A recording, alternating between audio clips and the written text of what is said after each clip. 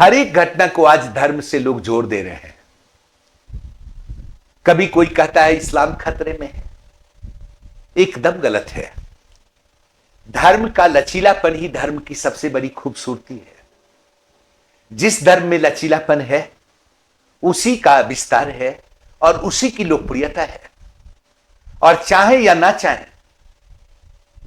धर्म के स्वरूप में तो परिवर्तन होता ही रहेगा, यह सत्य है। क्योंकि धर्म का संचालन आम जनमानस पर निर्भर करता है, धर्म गुरुओं या राजनीतिक नेताओं पर निर्भर नहीं करता। धर्म के संदर्भ में रिजिडनेस सिर्फ दो ही वर्ग में आपको देखने को मिलता है। एक धर्म गुरु, उलेमा, पंडित, इमाम,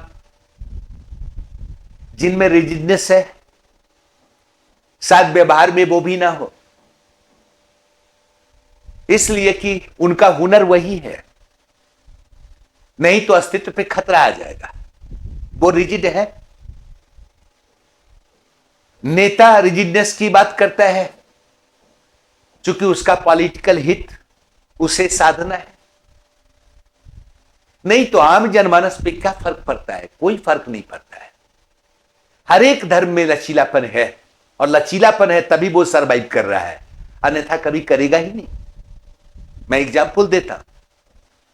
हिंदुइज्म में एक साथ कर्म मार्ग, ज्ञान मार्ग और भक्ति मार्ग स्थापित नहीं हुआ। टाइम टू टाइम इसकी वरीयता बढ़ी, कभी कर्म मार्ग, कभी ज्ञान मार्ग को, कभी भक्ति मार्ग। मानते हैं यार, चेंज तो आता ही रहा है। ठीक इसी प्रकार जैन धर्म, बौद्ध धर्म को भी आप देख लें, न तो महात्मा बुद्ध ईश्वर को मानते थे, न महावीर ईश्वर को मानते थे। ये दोनों मत अनिश्वरवादी मत है। लेकिन कालक्रम में जैन मठों का निर्माण होने लगा, जैन मंदिरों का निर्माण होने लगा और मंदिरों में तीर्थंकर की मूर्तियां स्थापित हो गई, तीर्थंकर पूजित हो गए। महात्मा बुद्ध के मरणोपरांत, महापरिनिर्वाण के बाद जब महायान का उदय होता है तो बुद्ध पूजित हो जाते हैं, भगवान के रूप में स्थापित हो जाते हैं कि भाई मरने के बाद वो स्वर्ग में है, अमिताभ के रूप में, अवलोकितेश्वर के रूप में। वो बार बार इस पृथ्वी पे आते रहेंगे ताकि लोगों को निर्वाण की प्राप्ति हो। नहीं तो मैत्रेय बुद्ध की अवधारणा आ गई। तो बौद्ध धर्म में भी परिवर्तन होता रहा, जैन धर्म में भी परिवर्तन होता रहा। इस्लाम धर्म जो हमेशा खतरे में रहता है, लेकिन आम जनमानस के लिए खतरे में नहीं है, यहां भी काफी परिवर्तन देखने को मिलता है। भाई कुरान में तो कहा गया इस्लाम को मानने वाले सभी मुसलमान भाई भाई, क्या व्यवहार में ऐसा है? नहीं। सुरापान हराम है, क्या व्यवहार में ऐसा है? सूदखोरी हराम है, क्या बैंकिंग सिस्टम से मुसलमानों का संबंध नहीं है? है? कुछ लोग ये मानते हैं जितने बच्चे उतने अच्छे, ये अल्लाह की देन है। कुछ लोग हम दो हमारे दो मानते हैं। कई ऐसे मुस्लिम हैं जिन्हें परंपरागत संस्था से ऐतराज है।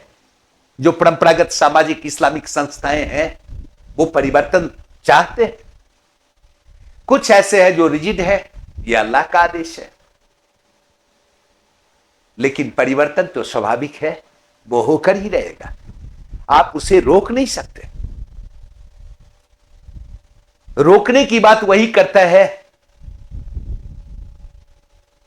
जिसके अस्तित्व की रक्षा होती है या जिसे पॉलिटिकल फायदा हो रहा है। क्योंकि धर्मगुरु जो बात करते हैं ना, जिस बात के आधार पे उनकी दुकानदारी चलती है ना, वो ऐसी बातें हैं जो कभी संभव ही नहीं है। और यही वजह है कि वो बातें कंटिन्यू चलती रहती हैं और आगे भी चलती रहेंगी।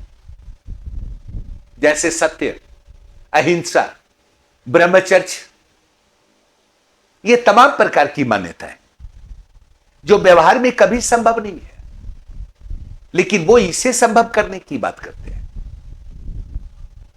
जैसे सदा सत्य बोलो।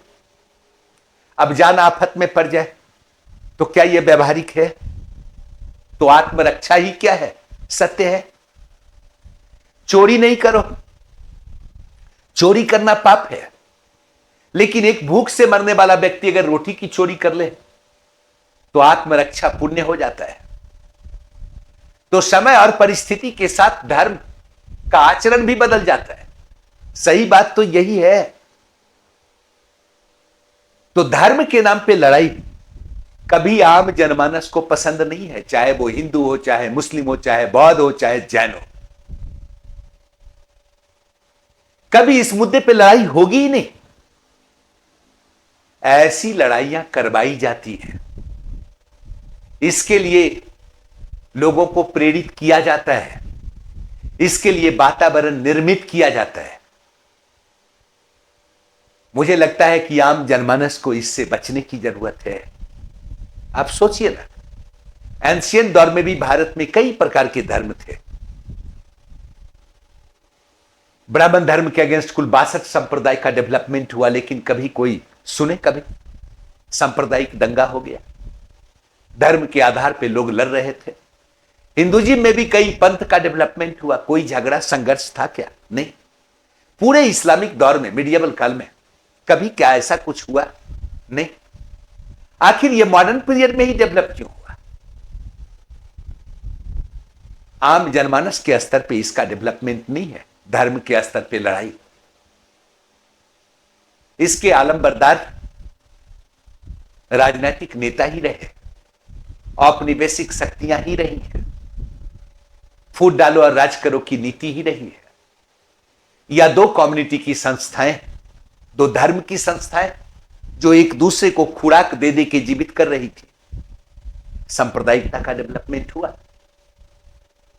यह आम जनमानस के स्तर पे तो कभी होता ही नहीं।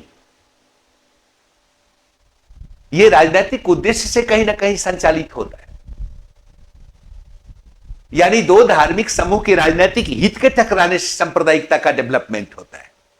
यह एकदम मानकर चलना है, नहीं तो इंसान सुकून से जीना चाहता है। कौन चाहता है संघर्ष करना? यह करवाया जाता है, क्रिएट किया जाता है। यह समझने की जरूरत है। कभी ऐतिहासिक मुद्दे पे, कभी धार्मिक मुद्दे पे, तो कभी आर्थिक मुद्दे पे।